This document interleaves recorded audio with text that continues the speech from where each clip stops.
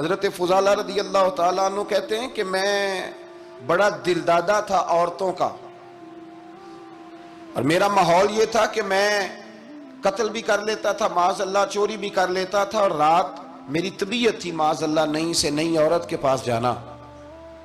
کہتے ہیں ابو جہل نے اعلان کیا کہ جو نبی پاک علیہ السلام کا سر اقدس معاذ اللہ کاٹ کے لائے گا، نقل کفر نہ باشد، 100 سرخ اونٹ انعام ملے گا۔ تو میں نے ارادہ کر لیا کہ میں بہت سارا انعام حاصل کروں گا۔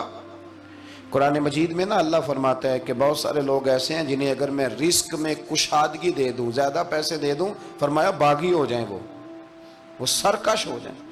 یہ بہت سارے لوگوں کو جو اللہ تبارک و تعالیٰ اعتدال میں رکھتا ہے تو یہ ان کے لیے بہتر ہے۔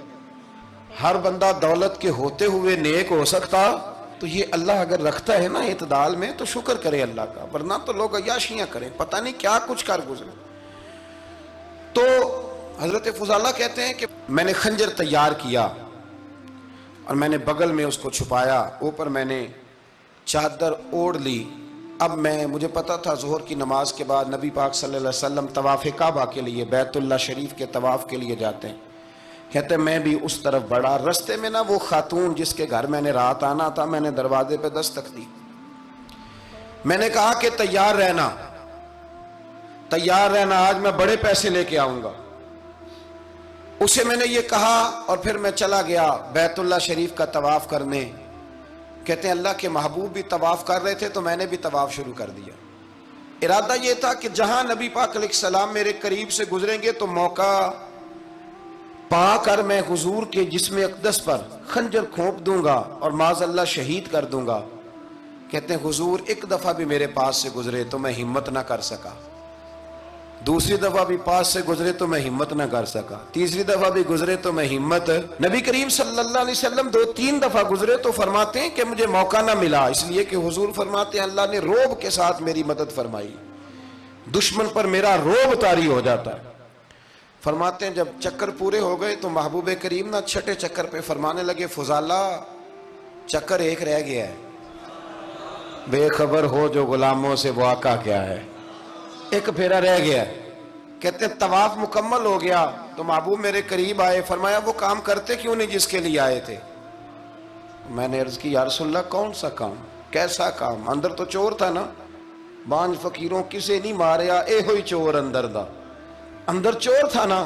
کہتے ہیں حضور نے مجھے کندھے سے پکڑ کے ہلایا، فرمایا کرتے کیوں نہیں؟ جب حضور نے ہلایا تو وہ خنجر بھی پیروں میں گرا اور میں بھی رسول اللہ کے پیروں میں گر گیا۔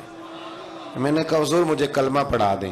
کہتے ہیں حضور نے پہلے میرے دل پہ دست مبارک پھیرا، پھر میرے نبی نے مجھے کلمہ پڑھا دیا۔